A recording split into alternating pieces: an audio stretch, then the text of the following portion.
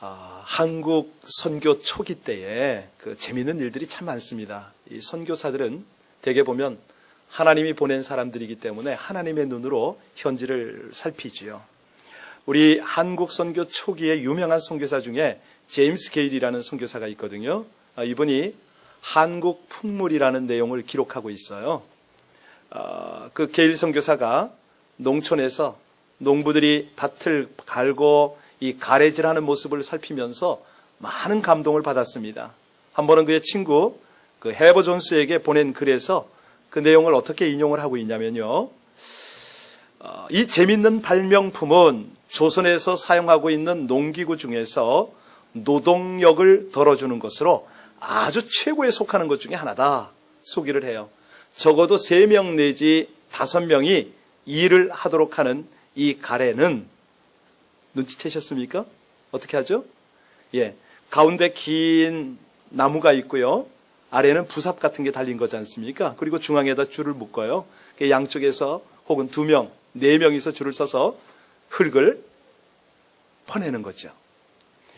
자, 그들이 이 가래질을 하면서 호흡을 맞추는 게 그렇게 보기가 좋고 또 아주 그냥 활력에 찬 노래를 하는 모습도 너무 정겨운데 휴식을 할 때도 그렇게 참 멋이 있는 그 가래질 책에다가 이 아름다운 모습을 그렇게 묘사를 했어요. 여러분, 서양인이요, 우리 한국 사람들이 가래질하는 모습이 가래질하는 모습보다는 동역하는 모습이죠. 협동하는 모습이 그렇게 아름다웠다라고 평을 하는 것을 봅니다. 사실 이 협동이야말로 가장 하나님께서 기뻐하는 것 중에 하나 아닙니까? 다음 주가 성탄절인데요. 오늘 여러분들이 이 꽃꽂이를 보면서 뭘 느끼시나 모르겠어요. 대강절, 주님이 오시는 그 강림을 사모하는 절기, 이 절기를 보내면서요, 우리 안에 이런 것이 있어요. 이때는 되게 보라색도 강조하고 그러거든요. 가운데 이렇게 화병을 보면서 생각을 했습니다. 제가 이 화병에 뭐가 있으면 좋겠습니까? 보통은 여기에 보라색 초가 올라가면 그 절기와 딱 맞는 그런 메시지가 있어요.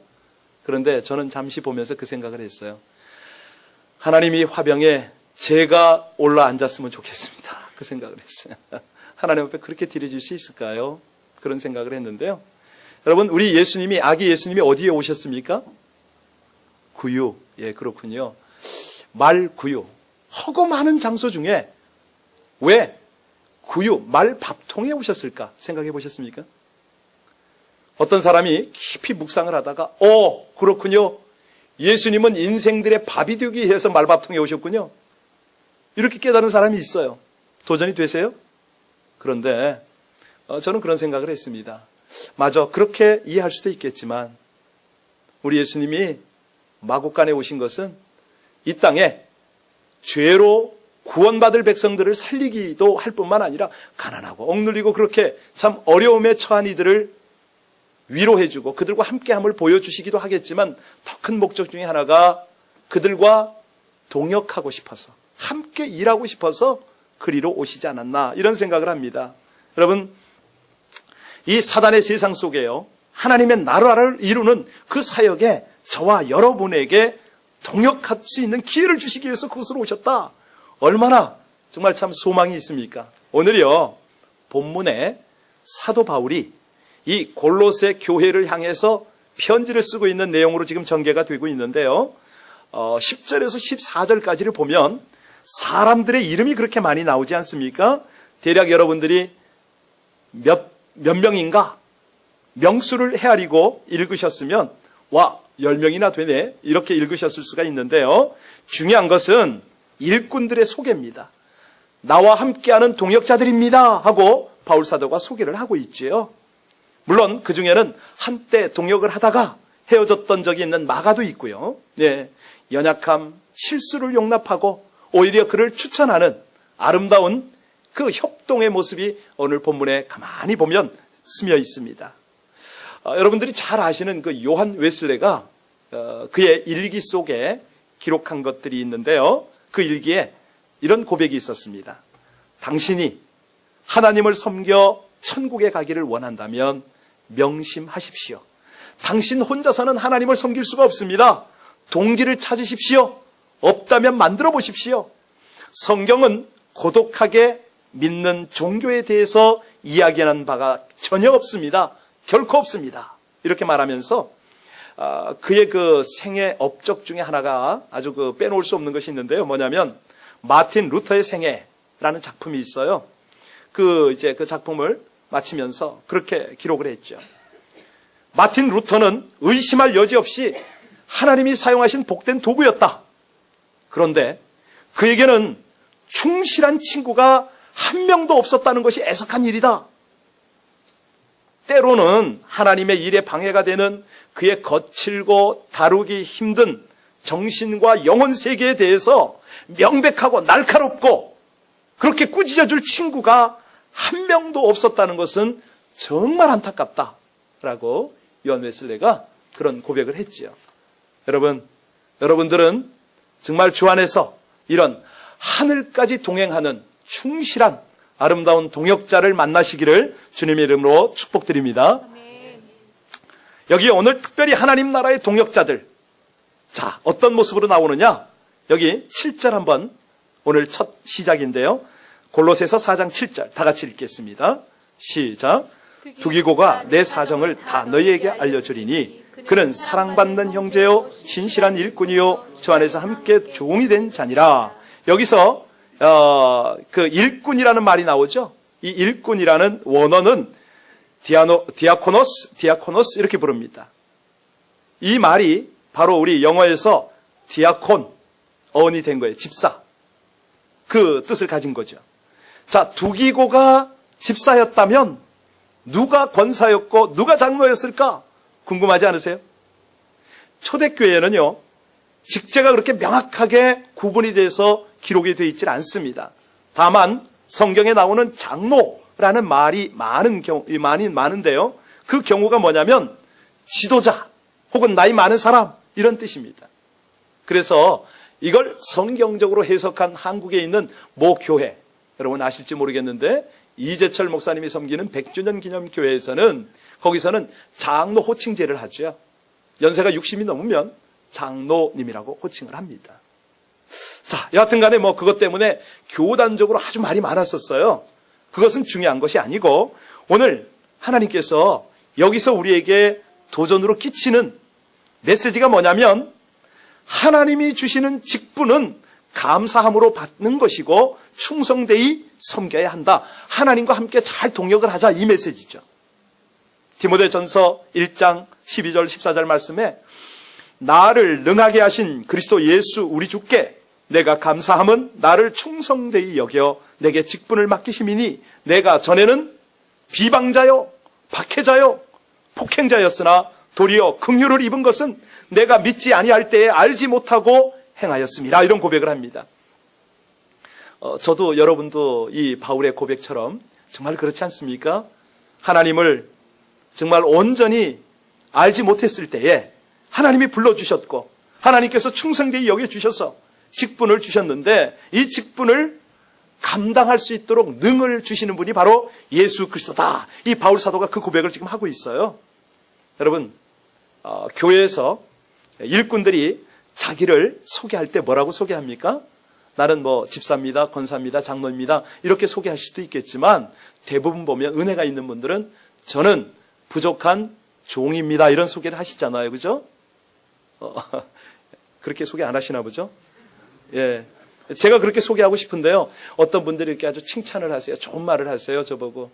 예, 김 목사는 주의 종님입니다. 이렇게 소개를 하세요. 맞습니까? 잘 들어보세요. 이 님자가 어디 붙어야 되는지 우리가 구분을 잘 해야 됩니다. 앞에 붙어야 되는지 뒤에 붙어야 되는지. 앞에 붙여볼까요? 주님의 종님입니다. 이것도 좀 이상하지 않아요? 더 정확하게 얘기하면 주님의 종입니다. 아니요. 이것도 정확하지 않아요. 주님의 종놈입니다. 아멘? 예, 그게 정확해요. 예. 예, 그게 정확한 어원이에요. 예. 그런데 좀 이상하게도 말이죠. 주만 붙여놓고서 말이죠. 뒤에다가 그냥 종에다가 님자를 붙이니 세상에 이를 어쩌면 좋습니까? 오늘 이 골로새서에서 소개하는 일꾼들의 특징이 있습니다. 어떤 특징이 있는지 여러분이 성경을 읽으면서 잘 한번 살펴보시기 바랍니다. 이 특징, 뭐라고 소개하는가? 우리 7절 다시 한번 읽을 때 여러분에게 지혜와 계시의 정신이 있기를 바랍니다. 7절 같이 읽습니다. 시작. 두기고가 내 사정을 다 너희에게 알려주리니 그는 사랑받는 형제요 신실한 일꾼이요 주 안에서 함께 그렇군요. 9절 다시 한번 읽습니다. 시작. 사랑을 받는 형제 오네시모를 함께 보내노니 그는 너희에게서 온 사람이라. 그들이 여기 일을 다 너희에게 뭐가 붙어 있습니까? 그렇군요. 최진실이 아니고 신실입니다. 여기 신실한 형제들을 이렇게 부르고 있는데 골로새서를 시작하는 1장 1절 2절에 보면 거기에 하나님의 뜻으로 말미암아 그리스도 예수의 사도된 바울과 형제 디모데는 골로새에 있는 성도들 곧 그리스도 안에서 신실한 형제들에게 편지하노니라고 이렇게 나옵니다. 여러분, 자, 지금 일꾼들의 특징이 신실이라면 과연 이 신실 의미가 뭡니까? 신실의 순수한 우리 한국어 뜻이 뭘까요? 뭐가 합해져서 이루어진 것 같은데 신실은요, 신뢰와 성실이 합해져서 이루어진 말이 신실입니다. 다시 말하면 그 사람은 너무 성실해서 신뢰할 만하다. 어떤 이익이나 조건 때문에 변화무쌍한 그런 사람 아니다 이 말이죠. 이 헬라어로는요, 그 원어로는 피스토스라고 말하는데 영어로는 페이스풀이라고 합니다. 믿음성이 있고 꾸밈이 없다 이 말이죠. 여러분, 우리 모두가 주 안에서 이런 칭찬 인정받는 신실함이 있기를 주의 이름으로 축원드립니다. 왜냐하면 우리 하나님이 신실하시기 때문에요. 신실하신 하나님의 말씀은 언제나 신실하세요. 한 번도 변함이 없어요. 이 수천 년의 역사 동안 우리 하나님께서 1.1핵도 변함이 없고요. 한 번 약속하신 것은 변개함이 없다고 그랬습니다. 오늘 이 성경에는요, 두기고 오네시모 외에도 신실하다 이 말을 듣는 일꾼들이 참 몇 더 있어요. 예를 들어서 바울의 영적 아들 디모데에게 디모데 전서 고린도 전서에도 그런 말을 하죠. 이로 말미암아 내가 주 안에서 내 사랑하고 신실한 아들 디모데에게 이렇게 편지를 합니다. 그리고 베드로 전서에도 보면 베드로 사도가 실로아노에게 신실한 형제 이렇게 붙여줍니다.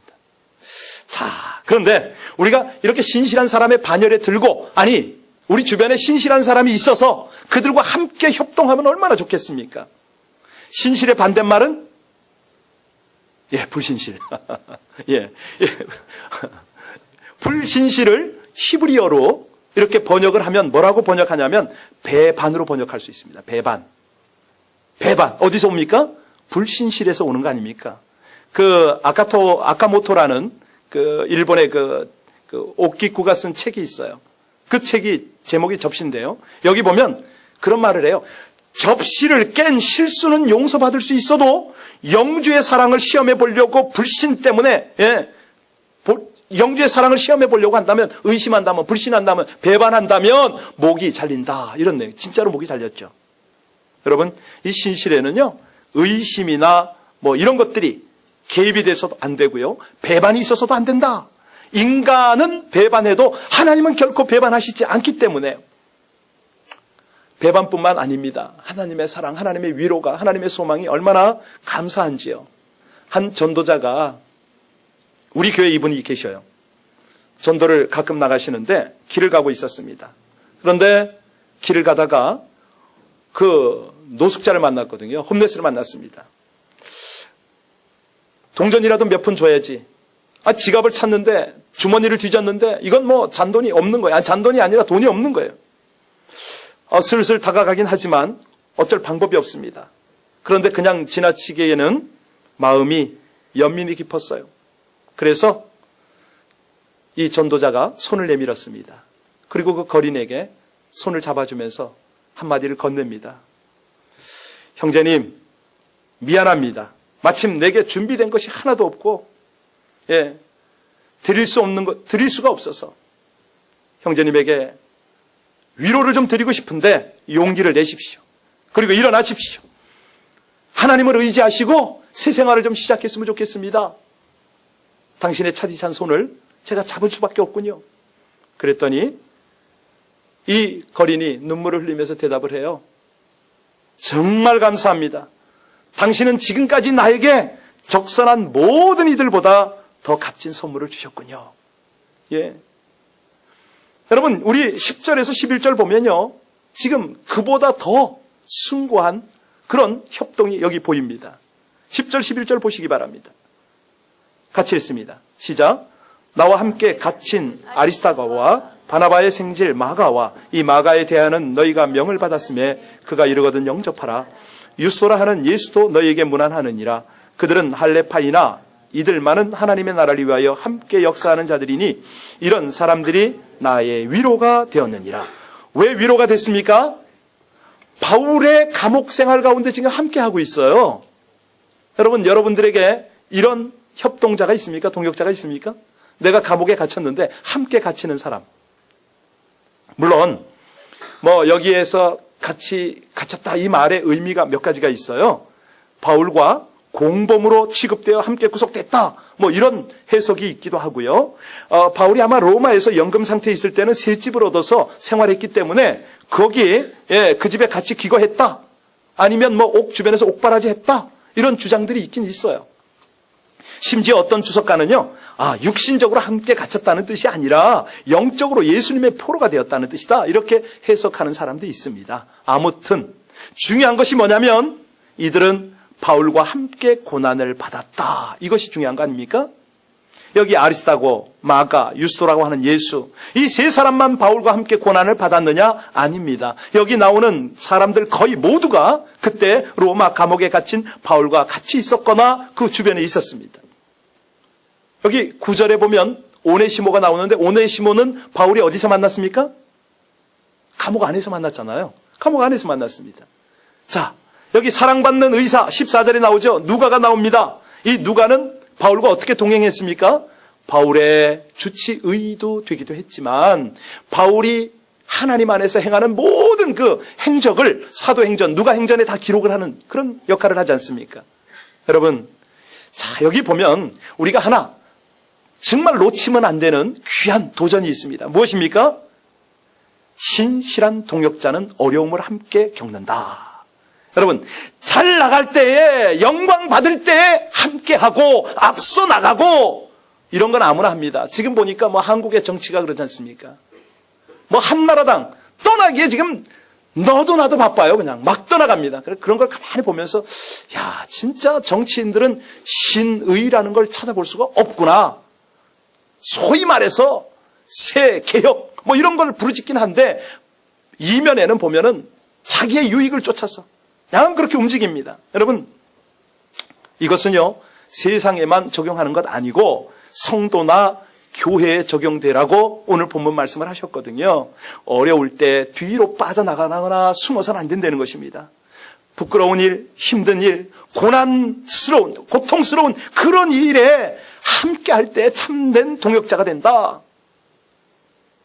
저 개인의 경우는 선교지에서 이런 경험이 너무 많습니다. 이 공산권에서 선교한다는 것은요, 어떤 때는 보면은 그 절대절명의 위기가 참 많습니다. 예를 들어서 그 어린 나이에, 어리다고 그러면 이상하네요.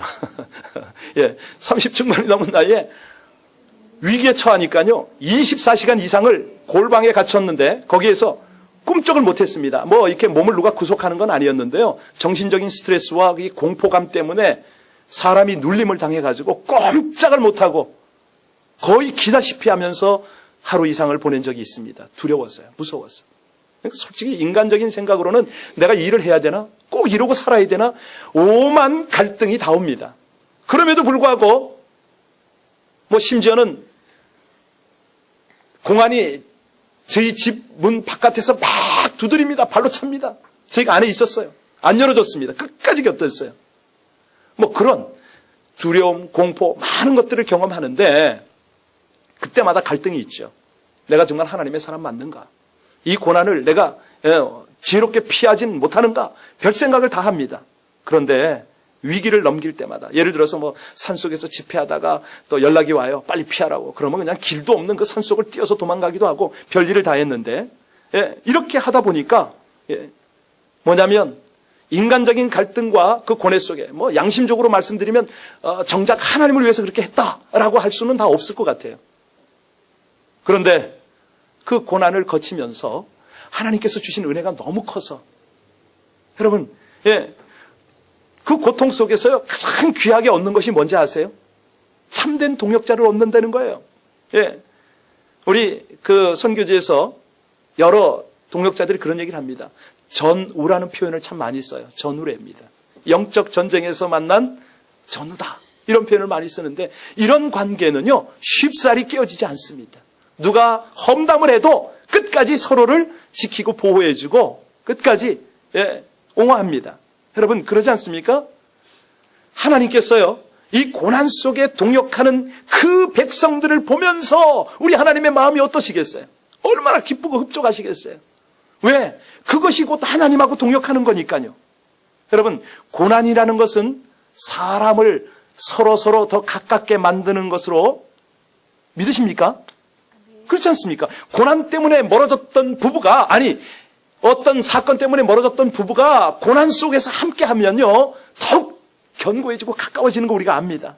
원수처럼 지냈던 형제 자매가 집안에 어려움이 닥치니까 함께 하나가 되어서 어려움을 헤쳐나가는 것 우리가 많이 봅니다. 여러분, 이 세상에 가끔 그런 질문이 있어요. 아니, 하나님 믿는데 왜 재난이 있습니까?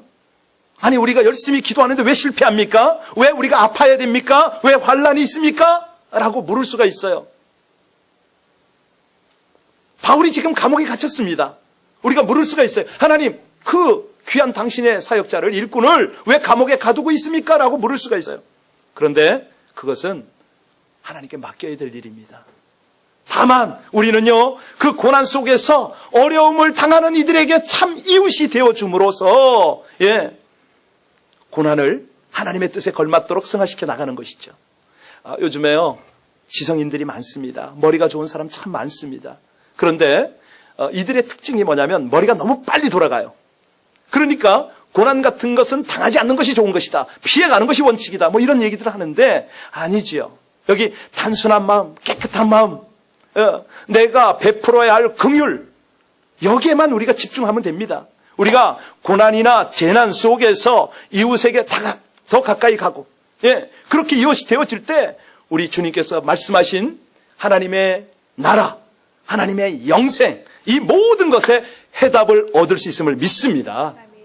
중국에 사스가 그렇게 불어닥쳤을 때요, 지난번에 다녀가신 우리 장영진 장로님 네 분은 피하지 않았습니다. 오히려 더 많은 김치를 만들어가지고 이 집 저 집 사스에 좋다고 막 나눴어요. 그때 얼마나 많은 사람을 얻었는지 모르죠. 여러분, 현재 당하는 고난에 대해서 불평과 원망을 앞세우지 말고 그 뒤에 예비되어진 하나님의 은총과 사랑을 볼 줄 아는 신앙을 간직하시기를 주의 이름으로 축원드립니다. 베드로전서에 말씀하십니다. 고난도 다 중요한데 그 중에서도 그리스도의 고난에 참여하는 것을 즐거워하라 말씀하세요. 그리스도의 이름으로 치욕을 당하면 복이 있다 말씀하세요. 그리스도인으로 고난을 받으면 부끄러워하지 말고 도리어 그 이름으로 하나님께 영광을 돌리라 이렇게 말씀하면서 특별히 장로들에게 뭐라고 권면하냐면, 너희 중 장로들에게 고난오니 나와 함께 장로된 자요 그리스도의 고난의 증인이요 나타날 영광에 참여할 자라 이렇게 말씀합니다. 우리가 받는 고난, 하나님 때문에 받는 고난은 장차 하나님께서 우리에게 주실 영광과 비교할 수가 없다는 것이죠. 오늘 우리 교회는 바로 이 장로님 직분들을 선출합니다. 안수 집사님, 권사님을 선출하는데 여러분, 이것이 결코 영광스러우냐? 그렇지 않습니다. 오늘 말씀에 의하면 이 고난에 참여하는 하나님께서 허락하는 직분이다. 여러분, 오늘 여기 보면요 기가 막힌 사람이 한 사람 나옵니다. 우리 12절 13절 한번 보면서 누구의 이름이 등장하는가 보겠습니다. 12절 13절 같이 읽습니다. 시작. 그리스도 예수의 종인 너희에게서 온 에바브라가 너희에게 문안하느니라. 그가 항상 너희를 위하여 애써 기도하여 너희로 하여금 하나님의 모든 뜻 가운데서 완전하게 확신 있게 서기를 구하나니, 그가 너희와 라오디게에 있는 자들과 히에라볼리에 있는 자들을 위하여 많이 수고하는 것을 내가 증언하노라. 누굽니까? 애밥을 합니다. 뭐 한다고요? 수고를 한다고요. 무슨 수고요? 헌신도 하지만 기도를 위해서 그렇게 애쓴답니다. 골로새서 1장 7절 8절에도 보면 이 에바브라가 거기에도 소개가 돼요. 그런데 그의 역할이 뭐냐면 골로새 교인들을 위해서 늘 기도하는 역할입니다. 우리가 12절 13절을 봤는데요. 여기 내가 증언한다. 확실하게 내가 보증한다. 이 말 아닙니까? 바로 이 일입니다. 하나님과 협동하는 자들, 동역자들, 직분자들이 해야 할 일이 바로 고난 속에 함께 동참하고 기도하는 일. 다시 말하면요, 하나님과 끊임없이 친밀한 관계를 맺으면서 동시에 이 땅에서 붙여진 성도들과 동역을 하는 것이죠. 우리 셀 식구들이 하나님 앞에 바로 서게 해 주십시오. 하나님, 저의 자녀가 지금 어려움을 당하고 있습니다. 아픔을 당하고 있습니다. 저들이 경제적으로 너무나 힘듭니다. 이럴 때 이 모든 것들을 하나님 앞에 아유를 애고 또 주어진 여건에서 최선을 다해서 저들과 함께 나누는 것, 이것이 바로 그 역할입니다. 여기요, 특히 어려운 처지에 빠진 성도들이 있으면 돕기에 힘써야 되는 바로 이런 것인데요. 슬픈 일이 생겼으면 같이 슬퍼하고 기쁜 일이 생기면 같이 기뻐하고 이 에바브로와 같이 성도들을 위해서 기도하고 격려하는 수고를 아끼지 않는 저와 여러분들 되시기를 주의 이름으로 축원드립니다. 아멘. 자, 15절 보십시오. 여기 보면 라오디게아에 있는 형제들과 눈바와 그 여자의 집에 있는 교회에 문안하고, 여기 칭찬 아닌 칭찬이 나오죠. 어떤 칭찬입니까? 눈바가 어떤 여인인지 우리가 알 수가 없어요. 그런데 그녀는 자기 집에 예배 처소를 제공했습니다. 바울이 이 점을 지금 칭찬하고 있는 거예요. 하나하나 그 동역자들의 장점과 섬김을 보고 얼마나 극진한 칭찬과 격려를 하는지요. 오늘 본문에 나오는 여러 사람 가운데 가장 칭찬과 신뢰가 깊은 사람이 한 사람 나옵니다. 누굽니까? 7절 한번 보시면 두기고가 어떻게 칭찬을 받는지 우리가 한번 살필 수가 있는데요. 7절 한번 더 읽겠습니다. 시작. 두기고가 내 사정을 다 너희에게 알려주리니 그는 사랑받는 형제요 신실한 일꾼이요 주 안에서 함께 종이 된 자니라. 여기 보면 2중 3중으로 칭찬을 하지 않습니까? 뭐죠? 사랑받는 형제, 신실한 일꾼, 주 안에서 함께 종된 자. 여러분, 두기고가 어떤 역할을 했냐면요, 골로새의 교회에 이 편지를 전달하는 역할을 했습니다.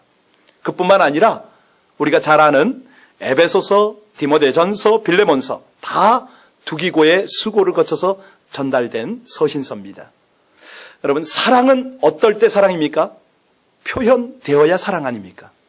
편지는요, 전달이 되어야 편지입니다. 두기고가 신뢰받을 만큼 전달을 참 잘했다는 거예요. 여기 8절에 보면요, 로마 감옥에 갇혀있는 바울 일행의 사정, 골로새 교회의 사정, 이것을 양쪽에 잘 알리는데 두기고가 적임자다, 그 내용이 거기 나옵니다. 이 두기고의 이름의 뜻이 있어요. 그 뜻이 뭐냐면 기쁨이란 뜻입니다. 이 두기고는 감옥에 갇힌 하나님의 일꾼들이나 또 바깥에 있는 교회나 왔다 갔다 하면서 무엇을 전달합니까? 서신뿐만 아니라 기쁨을 잘 전하는 역할을 잘했습니다. 마지막 인물을 한번 살피고 오늘 말씀을 마쳐야 되는데요. 우리 17절에 나오는 아키포를 한번 살펴봅니다. 빌레몬서 1장 2절을 보면 아키포가 거기도 나와요. 거기 보면 골로새 교회의 지도자, 아마 빌레몬의 가족이었던 것 같습니다. 어떤 사람은 아들이라고도 말하는데요. 여하튼 간에 우리 17절 같이 있습니다. 시작. 아키포에게 이르기를 주 안에서 받은 직분을 삼가 이루라 하라. 주 안에서 받은 직분, 뭔가 직분을 받았습니다. 그죠? 그런데 이 직분을 어떻게 하라고요? 삼가? 그러면 이뤘답니까? 아니면 이루라는 겁니까? 다 감당하지 못했다는 거 아닙니까? 잘 감당하게 하라, 이 말입니다. 여러분, 이 직분 잘 감당할 수 있는 그런 하나님의 동역자가 되길 얼마나 좋겠어요. 오늘 18절에 보면 바울 사도는 친필로 편지를 마무리합니다. 왜냐하면 이 편지를 여태까지 누가 대피를 했었어요. 근데 마무리는 사인을 합니다. 지금 그 사인 속에 어떤 마음을 실어놨냐면 자신이 갇혀있음을 기억하라, 이 말을 합니다. 감옥 안에 있습니다. 지금 몸이 매여 있어요. 그런데 이 편지의 내용이 뭐냐면 성도를 향한, 바로 저와 여러분을 향한 사랑과 기대로 가득합니다.